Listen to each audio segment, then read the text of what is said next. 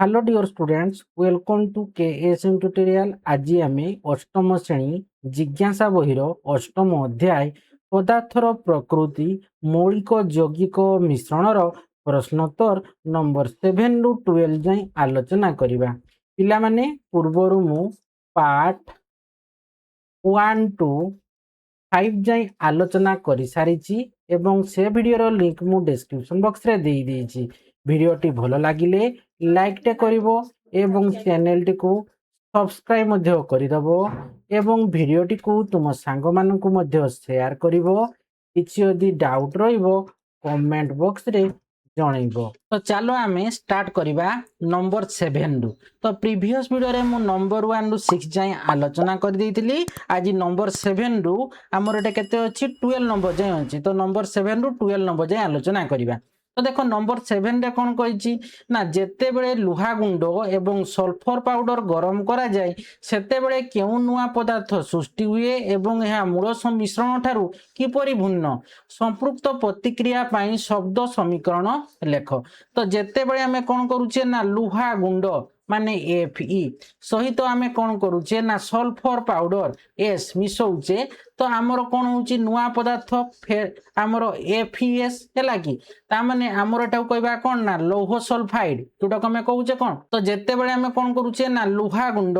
Fe सहित एटा कि आमर लुहा गुंड एटा कि लुहा हैला कि बा लुहा गुंड जाको आमे कहबा एटा होची आमर सल्फर हैला कि सल्फर। तो एटा जो सृष्टि हैला जाको आमे कहबा कोन ना लौह सल्फाइड बा आयरन सल्फाइड बोली मध्य कहि परबा। लौह सल्फाइड बा आमे कहबा कोन ना आयरन सल्फाइड बुझी होची कि नहीं। तो जेते बेले आमे लुहा सहित सल्फर को गरम करूचे तो फिर लौह सल्फाइड बा आमे कहिबा कोन आयरन सल्फाइड सृष्टि होची। तो यह मूल मिश्रण ठारू किपरि भिन्न संपृक्त प्रतिक्रिया पई शब्द समीकरण लेख। तो शब्द समीकरण तो एटा लिखि देले। तो देखो जेते बेले लुहा गुंड एवं सल्फर पाउडर को गरम करा जाय सेते बेले आयरन सल्फाइड नामक एक नुआ यौगिक पदार्थ सृष्टि हुए हैला कि। तो मूल मिश्रण ठारू किपरि भिन्न कहिछि मूल मिश्रण ठारू यह मूल मिश्रण ठारू किपरि भिन्न ना देखो मूल मिश्रण रे थिबा हैला कि लुहाटा आमर कोन होची ना से चुंबक द्वारा आकर्षित हबो किंतु प्रतिक्रिया पर जो आमर फेरस सल्फाइड बा आयरन सल्फाइड होची सीए कोन हबो ना चुंबक द्वारा आकर्षित। तमे जतले कोन करे आमर लुहाटा चुंबक द्वारा सीए कोन हबो आकर्षित होई जिवो कि नै। जेते बेले लुहाटा सल्फर पाउडर सहित जतले प्रतिक्रिया हबो लौह सल्फाइड बा आयरन सल्फाइड होची हैला गट सृष्टि होची। तो एटा यौगिकटा ता माने ए फेरस सल्फाइडटा ये लुहाड़ा मानु चुंबक द्वारा आकर्षित हम किंतु फेरस सल्फाइड चुंबक द्वारा आकर्षित हेबो नाही बुझीला कि नहीं। तेणु एटा कोन आमर मूल मिश्रण ठारू भिन्न कि नहीं। मूल मिश्रण मूल रे कोन थिला आमर लुहाटा लगा हेतला चुंबक द्वारा किंतु इटी फेरस सल्फाइड जो मिसिकर जो गठित हैला सल्फर पाउडर सहित मिसिकरी ता माने ए गोटे यौगिक हैला कि नहीं। फेरस सल्फाइड बा लौह सॉरी आमर लौह सल्फाइड बा आयरन सल्फाइड आमर लौह सल्फाइड बा आयरन सल्फाइड हैला कि नहीं FeS। तो ये जो यौगिकटा सृष्टि होला एठी जो आमर लौह अछि ये लुहाटा आमर चुंबक द्वारा से आकर्षित हबो नाही। तेनु मूल मिश्रण रे दुईटी जाक उपादान रो गुण बजाई रहितिबो किंतु जेतले नुआ एठी कोन एठी आमर दुईटी जाक गुण बजाई की रखितिबो मामा एठी लुहाटा लुहा गुण बजाई रहितिबो सल्फरटा सल्फर गुण बजाई की रखबो किंतु जो यौगिकटा गठित हबो जे माने लौह सल्फाइड बा आयरन सल्फाइड जो गठित हबो ये संपूर्ण भिन्न होई जिवो मूल मिश्रण ठारू बुझी हला कि नहीं। तो एटा होची हमर शब्द समीकरण जोटा मु लिखली शब्द समीकरण बुझी हला एटा। तो एटा प्रतिक्रियाटा रासायनिक प्रतिक्रिया हिची। तो देखो 7 नंबर उत्तर ना जेते बेले लुहा गुंड एवं सल्फर पाउडर गरम करा जाय सेते बेले केउ नुआ पदार्थ सृष्टि हुए एवं यह मूल मिश्रण ठारू किपरि भिन्न संपृक्त प्रतिक्रिया पई शब्द समीकरण लेख। तो ता उत्तर लिखिबो लुहा गुंड एवं सल्फर को उत्तप्त करे हैला कि आयरन सल्फाइड बा लौह सल्फाइड हैला कि नामक गोटे नूतन यौगिक सृष्टि हुए उत्तप्त कले। तो मूल गुण ठारू किपरि भिन्न हैला कि ना मूल मिश्रण ठारू किपरि भिन्न ना एटा लेखबा भिन्नता ना मूल मिश्रण रु लुहा को चुंबक सहायता रे अलगा करा जाई पारुथिला बेले किंतु नुआ सृष्टि होइतिबा लौह सल्फाइड रु लुहा को चुंबक द्वारा अलगा करा जा करी हबो नहीं बुझीगला तो शब्द समीकरण लुहा है कि आयरन युक्त सल्फर मिसले आमर कौन होची लौह सल्फाइड बाटा को हमें कहबा कौन Fe लुहार प्रतीक कौन Fe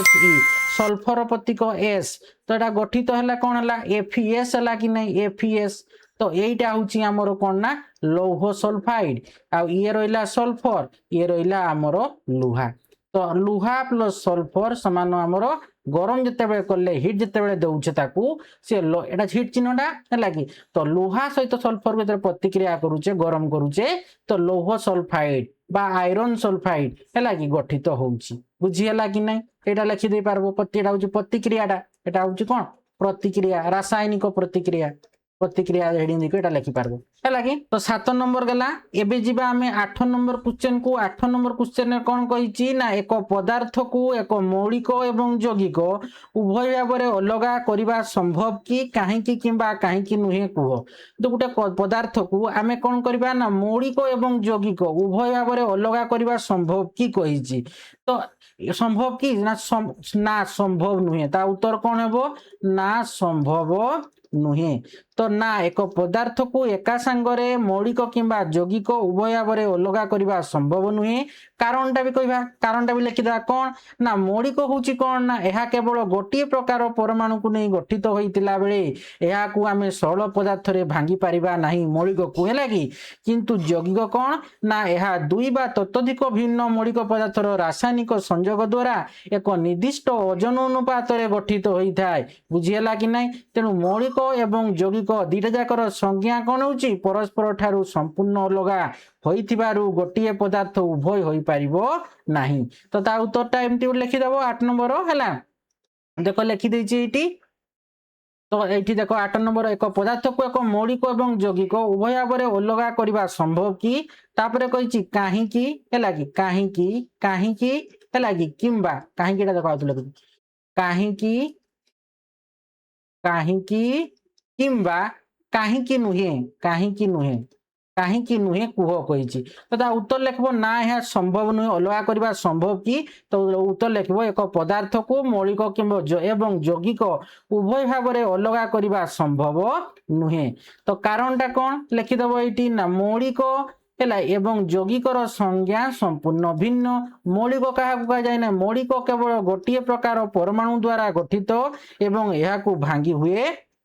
नहीं बुझीगला ना अन्य पक्षरे भांगी हुए नहीं है कि अन्य पक्षरे यौगिक होची कौन यौगिक क्या कह जाए ना दुई किंबा ततोधिक भिन्न मौलिकर रासायनिक संयोग गठित है कि एवं कौन गोटे निर्दिष्ट ओजन अनुपात गठित बुझीगला कि नहीं तेणु दुई बा ततोधिक भिन्न मौलिक पदार्थर रासायनिक संयोग द्वारा एक निर्दिष्ट ओजन अनुपात गठित है कि ताकू आम यौगिक बोली कहूचे तेणु गोटे पदार्थ एका सांगरे है कि एका सांगरे तेणु गोटे पदार्थ एका सांगरे संगरे कहूँ एका सांगरे एका सांगरे मौलिक एवं यौगिक होई पारिबो नाही है कि मौलिक होई पारिबो नाही एटा होची आंसर 8 नंबर एबे जीवा 9 नंबर क्वेश्चन को 9 नंबर क्वेश्चन रे कोन कहिछि देखो ना जल जदि एक यौगिक न होई उद्यान अम्लजान मिश्रण होई थांता तेबे आमर दैनंदिन जीवन किपरि प्रभावित होता जल कौन जदि एक यौगिक न होई उद्यान एवं अम्लजान मिश्रण होई थांता तेबे आमर दैनंदिन जीवन किपरि प्रभावित होई थांता तो देखो ता उत्तर एई भले लिखबो ना जदि जल एक यौगिक न होई उद्यान और अम्लजान केवल मिश्रण होई थांता तेबे आमर दैनंदिन जीवन एक पृथ्वी एवं पृथ्वी कौन हम संपूर्ण भाव में प्रभावित होता केमती ना उद्यान एक कौन अत्यंत ज्वलनशील गैस कि नहीं सी आपे जली थाए कि नहीं एवं अम्लजान ताको कौन करता जलिबारे साहाय्य करता उद्यानटा कौन आमर उद्यानटा हूँ गोटे दहनशील गैस है कि निजे जल बसीए है कि आउ अम्लजानटा कौन सी जलैबारे साहाय्य करे बुझ डिफरेन्सटा उद्यानटा हूँ कौन दहनशील गैस ता माने कौन सी दहनशील गैस माने कौन सी निजे जलिबो आपेनी आउ अम्लजानटा कौन ना सी दहन रे साहाय्य करे जदि दीटा मिसिकिरी दहन रे ସାହାଯ୍ୟ କରେ। ଯଦି ଧର ଦୁଇଟା ଯାକ ମିଶିକି ଜ୍ୱଳନ ହୋଇଥାନ୍ତା ତାମାନେ ବିସ୍ଫୋରଣ ହୋଇଥାନ୍ତା କି ନାହିଁ। ଉଦ୍ଯାନଟା ହେଉଛି ଗୋଟେ ଜ୍ୱଳନଶୀଳ ଗ୍ୟାସ୍। ଉଦ୍ଯାନ ଯେତେବେଳେ ଜଳବନି ଯେ ଅମ୍ଳଜାନଟା କ'ଣ ଜଳେଇବା ତାକୁ ସାହାଯ୍ୟ କରିବ। ତେଣୁ ଏହି ଦୁଇଟି ଗ୍ୟାସୀୟ ମିଶ୍ରଣ ସମ୍ଭାବ୍ୟ ନିଆଁ କିମ୍ବା ନିଆଁ ସଂସ୍ପର୍ଶ ଥିଲେ ଏକ ଭୟଙ୍କର ବିସ୍ଫୋରଣ ଘଟିଥାନ୍ତା। ଆଉ କ'ଣ ଜୀବନଟା ବଞ୍ଚିବା କ'ଣ ଅସମ୍ଭବ ହୋଇଯାଆନ୍ତା, ସମ୍ଭବ ହୁଅନ୍ତାନି ବା ଅସମ୍ଭବ ହୋଇଯାନ୍ତା। ଜୀବନଟା କ'ଣ ଅସମ୍ଭବ ହୋଇଯାନ୍ତା। ଆମେ ପିଇବା ପାଇଁ, ରୋଷେଇ କରିବା ପାଇଁ କିମ୍ବା ଚାଷ କାର୍ଯ୍ୟ ପାଇଁ ଯେଉଁ ତରଳ ଜଳ ବ୍ୟବହାର କରୁଛୁ ତାହା ମିଳିନଥାନ୍ତା। ଜଳ ଅଭାବରୁ ପୃଥିବୀ ପୃଷ୍ଠରେ କ'ଣ ହୋଇଥାନ୍ତା ନା ଜୀବଜଗତ ମଧ୍ୟ ବଞ୍ଚି ରହିପାରନ୍ତେ ନାହିଁ ବା ବଞ୍ଚିବା ସମ୍ପୂର୍ଣ୍ଣ ଅସମ୍ଭବ ହୋଇ ପଡ଼ିଥାନ୍ତା। ତ ଏଇଟା ହେବ ତା ଉତ୍ତର। 9 ନମ୍ବର ଉତ୍ତର ସେଠି ଲେଖିଦେବ। ତ ଦେଖ 9ରେ ଲେଖ ଜଳ ଯଦି ଏକ ଯୌଗିକ ନ ହୋଇ ଉଦ୍ଯାନ ଅମ୍ଳଜାନର ମିଶ୍ରଣ ହୋଇଥାନ୍ତା ତେବେ ଆମର ଦୈନନ୍ଦିନ ଜୀବନ କିପରି ପ୍ରଭାବିତ ହୋଇଥାନ୍ତା। ତା ଉତ୍ତର ଲେଖ ଯଦି ଜଳ ଏକ ମିଶ୍ରଣ ହୋଇଥାନ୍ତା ହେଲା କି ତେବେ ଉଦ୍ଯାନ ଦାହ୍ୟ ଗ୍ୟାସ୍ ମାନେ କ'ଣ ସିଏ ଗୋଟେ ହେଉଛି କ'ଣ ଜ୍ୱଳନଶୀଳ ଗ୍ୟାସ୍। ଦାହ୍ୟ ଗ୍ୟାସ୍ ମାନେ କ'ଣ ଆମେ କହିପାରିବା କ'ଣ ଜ୍ୱଳନଶୀଳ ଗ୍ୟାସ୍ ହେଲା କି ଜ୍ୱଳନଶୀଳ ଗ୍ୟାସ୍। ଦାହ୍ୟ ଗ୍ୟାସ୍ ମାନେ କ'ଣ ଜ୍ୱଳନଶୀଳ ଗ୍ୟାସ୍। ଏବଂ ଅମ୍ଳଜାନଟା ହେଉଛି କ'ଣ ନା ଦହନ କରିବାରେ ସାହାଯ୍ୟ କରେ। ଦାହକ ଗ୍ୟାସ୍ ବା ଦହନ କରିବାରେ ସାହାଯ୍ୟ କରେ ବା ଆମେ କହିପାରିବା କ'ଣ ଦାହକ ଗ୍ୟାସ୍ ମାନେ କ'ଣ ଦହନ କରିବାରେ ସାହାଯ୍ୟ କରେ। ଦହନ କରିବାରେ ସାହାଯ୍ୟ କରେ। ତେଣୁ ଯଦି ଜଳ ଏକ ମିଶ୍ରଣ ହୋଇଥାନ୍ତା ତେବେ ଉଦ୍ଯାନ ଦାହ୍ୟ ଗ୍ୟାସ୍ ବା ଜ୍ୱଳନଶୀଳ ଗ୍ୟାସ୍ ଏବଂ ଅମ୍ଳଜାନ ଦାହକ ଗ୍ୟାସ୍ ବା ଦହନ କରିବାରେ ସାହାଯ୍ୟ କରେ ଅମ୍ଳଜାନ ଗ୍ୟାସ୍ ନିଜ ନିଜର ଧର୍ମ ବଜାଇ ରଖିଥାନ୍ତେ। ଏହା ଫଳରେ କ'ଣ ହେଇଥାନ୍ତା ନା ସାମାନ୍ୟ ନିଆଁ ସଂସ୍ପର୍ଶରେ ଆସିଲେ ଜଳରେ ଗୋଟେ ବଡ଼ ବିସ୍ଫୋରଣ ଘଟନ୍ତା। ଆମେ ଜଳକୁ ନିଆଁ ଲିଭାଇବା ପାଇଁ କିମ୍ବା ପିଇବା ପାଇଁ ବ୍ୟବହାର କରିପାରନ୍ତେ ନାହିଁ ହେଲା କି ପୃଥିବୀରେ ଜୀବସତ୍ତା ସମ୍ଭବ ହୁଅନ୍ତେ ନାହିଁ। ଆମର କ'ଣ ଆମେ ଯେଉଁ ପିଇବା ପାଇଁ ବା ରୋଷେଇ କରିବା ପାଇଁ କିମ୍ବା ଚାଷ କାର୍ଯ୍ୟ ପାଇଁ ଯେଉଁ ତରଳ ଜଳଟାକୁ ବ୍ୟବହାର କରୁଛେ ତାହା ମିଳିଥାନ୍ତା କି ମିଳିନଥାନ୍ତା କଦାପି ହେଲା କି। ତ ଜଳ ଅଭାବରୁ ପୃଥିବୀ ପୃଷ୍ଠରେ ଜୀବଜଗତ ବଞ୍ଚିବା ସମ୍ପୂର୍ଣ୍ଣ ଅସମ୍ଭବ ହୋଇପଡ଼ିଥାନ୍ତା ଅର୍ଥାତ୍ ପୃଥିବୀରେ ଜୀବସତ୍ତା ସମ୍ଭବ ହୋଇନଥାନ୍ତା ହେଲା। ଏଇଟା କି ଲେଖିଦେବ। ତ 9 ନମ୍ବର ଗଲା। 10 ନମ୍ବରକୁ ଯିବ। 10 ନମ୍ବର କ୍ୱେଶ୍ଚନରେ ଦେଖ କ'ଣ କହିଛି ନା ଚିତ୍ର 8.24 କୁ ବିଶ୍ଳେଷଣ କର କହିଛି। ଗ୍ୟାସଟିକୁ ଚିହ୍ନଟ କର, ରାସାୟନିକ ପ୍ରତିକ୍ରିୟାର ସମୀକରଣ ମଧ୍ୟ ଲେଖ। ଦେଖ ଏଇଟା ଚିତ୍ର 8.2 ଅଛି। ତ ଦେଖ ଏଠି ଆମର କ'ଣ ଅଛି ଗ୍ୟାସ୍ କ ଅଛି ଏଇଟା କି ତ ଏଠି ଗ୍ୟାସଟା ଅଛି କରେ ହେଲା କି। ତାପରେ ଦେଖ ତମ ଲଘୁ ଲବଣାମ୍ଳ ମାନେ କ'ଣ ଡାଇଲ୍ୟୁଟ HCl ଅଛି ହେଲା କି ଏଇଠି। ତ ଏଠି ଲୁହା ଗୁଣ୍ଡ ଅଛି। ତ କ'ଣ ହେବ କହୁଛି ହେଲା କି ଗ୍ୟାସଟାକୁ ଆମେ ଚିହ୍ନଟ କରିବା ଯେ ଏଇ ଯେ ଗ୍ୟାସଟା କୋଉ ଗ୍ୟାସଟା ଲଘୁ ଲବଣାମ୍ଳ ଲୌହ ଗୁଣ୍ଡ। ତାମାନେ ଆମର ଏଠି କ'ଣ ଅଛି ଲୁହା Fe ସହିତ ଆମର ଡାଇଲ୍ୟୁଟ HCl ମିଶିବ ହେଲେ କ'ଣ ହେବ ଆମର ଆଇରନ୍ କ୍ଲୋରାଇଡ୍ ବାହାରିବ। ଆଉ କ'ଣ ବାହାରିବ ନା ଆମର ଉଦ୍ଯାନ ଗ୍ୟାସ୍ ନିର୍ଗତ ହେବ। ବୁଝିଗଲା କି ନାହିଁ। ତେଣୁ ଗ୍ୟାସଟା ଆମର କ'ଣ ହେବ ଗ୍ୟାସଟା ହେଉଛି ଆମର ଉଦ୍ଯାନ ଗ୍ୟାସ୍ ହେବ। ଉଦ୍ଯାନ ଗ୍ୟାସ୍ ହେବ। ରାସାୟନିକ ପ୍ରତିକ୍ରିୟାର ସମୀକରଣ ମଧ୍ୟ ଲେଖିବାକୁ କହିଛି। ତ ଦେଖ ଯେତେବେଳେ ଲୌହ ଗୁଣ୍ଡ ଲଘୁ ଲବଣାମ୍ଳ ସହିତ ଲଘୁ ଲବଣ ମାନେ କ'ଣ ଡାଇଲ୍ୟୁଟ HCl ତାମାନେ ଏଠି ଏଫିଟା ଲୌହ ଏଟା କି କ'ଣ ଆମର ଲୌହ ଗୁଣ୍ଡ ଏଫି ସହିତ ଆମର କିଏ ପ୍ରତିକ୍ରିୟା କରିବ ନା ଆମର ଲଘୁ ଲବଣାମ୍ଳ ମାନେ ଆମର HCl ଡାଇଲ୍ୟୁଟ HCl ହେଲା କି ପ୍ରତିକ୍ରିୟା କରିବ। ତ କ'ଣ ହେବ ନା ଦେଖ ପ୍ରତିକ୍ରିୟା କଲାରୁ ଆମର FeCl2 ମାନେ FeCl2 ଟା କ'ଣ ନା ଆମର ଆଇରନ୍ କ୍ଲୋରାଇଡ୍ ହେଲା କି କ୍ଲୋରାଇଡ୍ ଲୁହାଟା HCl ସହିତ ଯେତେବେଳେ ପ୍ରତିକ୍ରିୟା କରୁଛି ଆଇରନ୍ କ୍ଲୋରାଇଡ୍ ପ୍ଲସ୍ କ'ଣ ହେବ ନା ଆମର ଉଦ୍ଯାନ ଗ୍ୟାସ୍ ହାଇଡ୍ରୋଜେନ ଗ୍ୟାସ୍ ହେଲା କି ନିର୍ଗତ କରିବ। ବୁଝିଗଲା। ତ ଲୌହ ପ୍ଲସ୍ ଆମର ଲଘୁ ଲବଣାମ୍ଳ ହେଲେ ଆଇରନ୍ କ୍ଲୋରାଇଡ୍ ପ୍ଲସ୍ ଉଦ୍ଯାନ ଗ୍ୟାସ୍ এইটা হচ্ছে। তেমন এই প্রতিক্রিয়ারে যে গ্যাসটা নির্গত হব বা আমার এই গ্যাস কটা সি কোণ হচ্ছে গ্যাস কটা হচ্ছে আমার উদ্যান গ্যাস হল কি H2 গ্যাসটা নির্গত হব হল কি। তো দেখ সেটা লিখিদা 10 নম্বর অনুসারে। তো দেখ চিত্র 8.24 রে বিশ্লেষণ করাইতিবা গ্যাস কো চিহ্নট কর কইছি হল কি। তো রাসায়নিক প্রতিক্রিয়ার সমীকরণ মধ্যে লেখ কইছি। তো গ্যাসটা হচ্ছে আমার উদ্যান গ্যাস বা হাইড্রোজেন গ্যাস যেটা আমার H2 है कि। तो व्याख्या जितेबले लौह गुंड बा आमर आयरन टा है कि लघु लवणाम्ल है लघु लवणाम्ल डाइल्यूट हाइड्रोक्लोरिक एसिड बा HCl जोटा कहूचे सहित प्रतिक्रिया करे सेतेबले आयरन क्लोराइड एवं उद्यान गैस निर्गत हुए है कि। तो आयरन क्लोराइड टा निर्गत हबो एवं उद्यान गैस निर्गत हबो। तो रासायनिक समीकरण लिखिदेबा है कि। तो ये लुहा Fe प्लस ये आमर HCl तो ये आमर आसीगला FeCl2 है लगी प्लस H2O समतुल्य करदेबा एठी Fe गोटे अछि एठी H हमर क्लोरीन केते अछि FCl2 दुईटा अछि त एटे 2 गुण कर देले 2HCl हे गला एठी हमर उद्यान गैस हाइड्रोजन गैस बारला समतुल्य हो गला तो देखो एठी लुहा Fe टा अछि लुहा HCl टा अछि हमर लघु लवण आम्ल है लगी HCl एटा हूँ आमर आयरन क्लोराइड बुझीगला आयरन क्लोराइड आउ H2 टा हूँ आमर उद्यान गैस बुझीगला कि नहीं तेणु लौह युक्त लघु लवण आम्ल है लगी तो ये पाइले कौन ना लौह युक्त लघु लवण आम्ल है कौन है आमर आयरन क्लोराइड जोड़ा लिखाई चला आयरन क्लोराइड युक्त उद्यान गैस एटा निर्गत है तो आमको कही तेरे कौन को गैस टा तो ये आमर तेरे कौन लिखब कौन ना गैस टा हूँ गैस कोटा हूँ आमर उद्यान गैस बुझीगला कि नहीं तो गैस रो चिन्हट है लगी लिखब कौन गैस चिन्हट गैस रो चिन्हट तो जानीगल तो गैस को हूँ उद्यान गैस बा आमर हाइड्रोजन गैस है तापर देखो 11 नंबर क्वेश्चन रे कौन कही ना केवल अधातु तैयारी जेकोसी दुईटी यौगिकर नाम लेखि प्रत्येक दुईटी व्यवहार गुड़िक लेख तो देखो आमे जदि दीटा केवल अधातु तैयारी दुईटी यौगिकर आमे नाम लेखबा तो देखो केवल अधातु द्वारा गठित दुईटी यौगिक और सेगुड़िकर दुईटा जदि आमे नेबा जल धर आसीगला गोटे अधातु जल जोटा को आमे कहूचे कौन H2O तामाने एठी आमर कौन आसुची ना आमर उद्यान हाइड्रोजन एवं ऑक्सीजन दुईटी अधातु कि नहीं तामाने एठी उद्यान टा होची कौन ना आमर गोटे अधातु तो अधातु हैला किए ना आमर उद्यान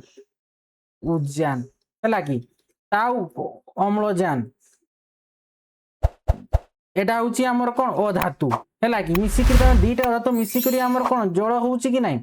तो देखो तापर कोई दुई यौगिक ना सेगुड़िकर व्यवहार तामाने देखो जलटा कौन होची जल रे हमर जो हाइड्रोजन और ऑक्सीजन मिसिची उद्यान अम्लजान मिसिची तामाने दुईटा अधातु कि नहीं अधातु तो देखो ये मनकर व्यवहार कौन ना देखो समस्त जीव जगत पई पानीय जल भाव में आम जल को व्यवहार करूचे कि नहीं जलटा को आम व्यवहार करूचे कौन पानीय जल हिसाब से आउ कौन करूचे ना कृषि कार्य और विभिन्न शिल्प एक प्रधान द्रावक रूप में व्यवहार जल को प्रधान रूप व्यवहार करूचे है ये गला जल आउ गोटे आम नहीं पार कौन ना अंगारकाम्ल देखो अंगारकाम्ल तो अंगारकाम्ल कौन CO2 तो एठी आमर अधातु किए आसला तेबे आमर अधातु देखो अच्छी आमर कौन अंगारक बा कार्बन जोटा को कहूचे आउ अम्लजान है कि नहीं तो एगुड़ाक हूँ आमर कौन ना अधातु बुझीगला तेणु दुईटा अधातु को लेकिन आमर एठी अंगारकाम्ल गठित होईची CO2 है कि तो केते ना आमर कार्बन हूँ 1 भाग को ऑक्सीजन हूँ 2 भाग 1:2 अनुपात है कि 1 कार्बन गोटे भाग को ऑक्सीजन केते ऑक्सीजन हूँ 2 भाग को लेकिन आमर एठी अंगारकाम्ल गठित होईची तो तार व्यवहार लिखबा तो देखो अंगारकाम्ल कोउठी व्यवहार करा जाउची ना सबु जो उद्भिद माने निजर खाद्य प्रस्तुति पाई बा आलोक संश्लेषण पाई अंगारकाम्ल को व्यवहार करिथांती है निजर खाद्य प्रस्तुति पाई ठीक से परी आमे अंगारकाम्ल कोउठी व्यवहार करे ना निया लिभाइबा यंत्र जमती फायर एक्सटिंग्विशर रे मध्य अंगारकाम्ल को व्यवहार करा जाई थाए है कि तो सेटा को देखो लिखिदबा तो देखो आमर कही केवल अधातु तैयारी जेकोसी दुईटी यौगिकर नाम लेख कही है प्रत्येक दुईटी व्यवहार गुड़िक लेख तो उत्तर आम लिखले जल है कि तो ये आमर कौन जलटा वाटर जोटा कहूचे H2O तो उद्यान और अम्लजान उभय हूँ अधातु ये आमर उद्यान अच्छी अम्लजान अच्छी तो कौटे पानीय जल भाव में दैनंदिन जीवन में आम व्यवहृत करुचे एवं उद्भिद गुड़िकर आलोक संश्लेषण आलोक है कि आलोक संश्लेषण प्रक्रिया जल व्यवहार होचे तापर आम लिखिपर कौन ना आम कृषि एटा कौन पानीय जल भाव कौन समग्र जीव जगत समस्त जीव जगत लिखिदब समस्त जीव जगत लिखिदब टिके पानीय जल भाव में दैनंदिन जीवन व्यवहृत हुए समस्त जीव जगत मानकर लिखिदब मानकर पानीय समस्त जीव जगत जीवंतर समस्त जीव जगतर लेख कारण अलरेडी जीव जगत मानकर कहले हे ना जीव जगतर समस्त जीव जगतर पानीय जल है कि भाव बा जीव समस्त जीव जगत पाई लिखिदेले पाई है कि जल भाव में दैनंदिन जीवन में व्यवहृत हुए तापर उद्भिद गुड़िकर आलोक शोषण प्रक्रिया आवश्यक होता है तापर लिखब कृषि कार्य एवं विभिन्न शिल्प एक प्रधान द्रावक भाव दरकार नहीं कब्जा लिखिदेव कृषि कार्य एवं विभिन्न शिल्प एक शिल्प एक प्रमुख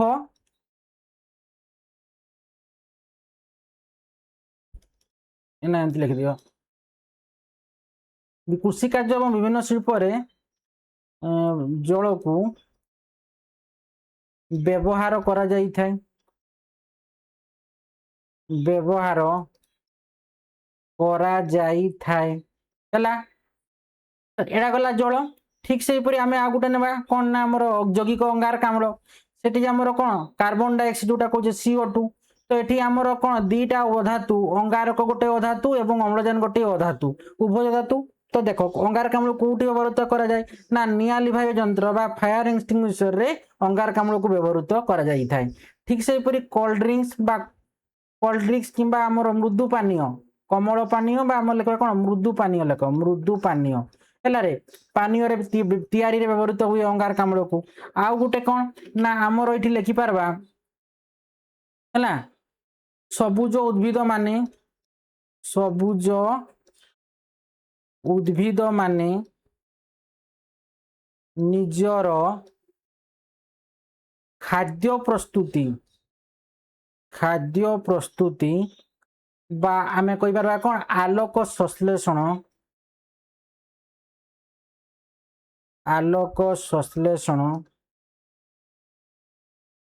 पाई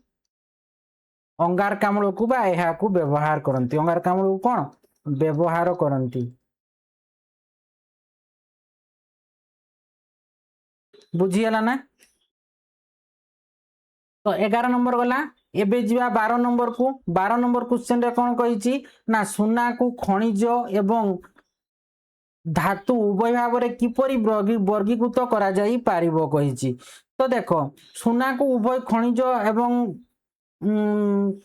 खनिज एवं धातु रूप में यही भाव में वर्गीकृत करा जाई पारिबो जेमति देखो खनिज भाव में कहते गले सुना प्रकृति में स्वाभाविक भाव में मिलुथिया बेले ये गोटे अजैविक कठिन पदार्थ कि नहीं सुनाटा जार एक निर्दिष्ट कौन रही है ना गोटे स्फटिकीय संरचना रही है संरचना रही है कि यह भूगर्भ मुक्त अवस्था खनिज रूप में मिलुथिबारु सुना को आमे कहि परबा कोन खनिज पदार्थ बा खनिज बोली आमे कहि परबा एवं धातु केमिति कहि परबा ना देखो सुना मध्य धातुर समस्त भौतिक एवं रासायनिक गुण रहउची जेमति देखो सुनाटा कोन अत्यंत कोन नमनीय एवं कोन ता पाखरे चमकिबा बा चकचक करिवार गुणटा रहिची हैला कि एवं नमनीय माने कोन ताकू पिटिकी आमे पतला चादर करि पारुचे एवं ताकू कोन करि पारुचे प्रसारण मान टाणी की लंबा करि पारुचे हैला कि सरुतार करि पारुचे एवं सुनाटा कोन ना ताप एवं विद्युतर सुपरिवाही तेणु यह को आमे धातु भाव में वर्गीकृत करि पारिबा तो देखो सेटा को लिखि दबा 12 नंबर क्वेश्चन आंसर हला तो देखो सुना को खनिज एवं धातु भाव में किपरि वर्गीकृत करा जाई परिबो ता उत्तर धातु भाव में ना देखो धातु भाव में ना देखो हमर सुना होची कोन नमनीय तन्न उज्जवल एवं विद्युत तापर सुपरिवाही यही सब भौतिक धर्म हेतु सुना एक धातु अटे बुझीगला कि नहीं है तार ठे कौन समस्त भौतिक धर्म सब रही है कि आउ ताप विद्युतर सी कौन ताप एवं विद्युतर सी सुपरिवाही तेणु आम तार भौतिक धर्म हेतु सुना एक धातु अटे खनिज भाव में केमी व्यवहार करा ना देख सुना प्राकृतिक भाव में भूतत्व है भूतक है कि आम आर्स क्रस्ट जोड़ा कहे है कि तो सुना प्राकृतिक भाव में भूतक रु मिलता है भूपृष्ठ रु प्राकृतिक भाव मिलुवा अजैविक पदार्थ गुड़ी को आम खनिज बोली कही था तेणु सुना एक खनिज अटे बुझीगला कि नहीं तो यही भाया तुम्हें आम 12 लिखिदेव है कि तेणु आम सुना को उभय खनिज और धातु भाव में वर्गीकृत कर बुझीगला ना तो पिला माने देखो आज आम कौन कले नंबर 7 रु 12 नंबर जाए आम आलोचना कले तो अर्थात तुम जो अष्टम अध्याय थिला पदार्थर प्रकृति मौलिक যৌগিক এবং মিশ্रण जो थिला सेटा पूरा कंप्लीट हो गला प्रश्नोत्तर। आशा करूँ पिला माने ए वीडियो को भल भाव बुझी पाथिबो। वीडियो को लाइक कमेंट और प्रचुर मात्रा रे शेयर करिवो। जो माने अपन तो चैनल को सब्सक्राइब करिनो अति शीघ्र चैनल को सब्सक्राइब करिनबो एवं पाखरे थिबा बेल आइकन को दबाई देबो जहा फल रे कि वीडियो छाडू छाडू तुम पाखक नोटिफिकेशन पळेबो फल रे तुमे जानि परिबो। धन्यवाद।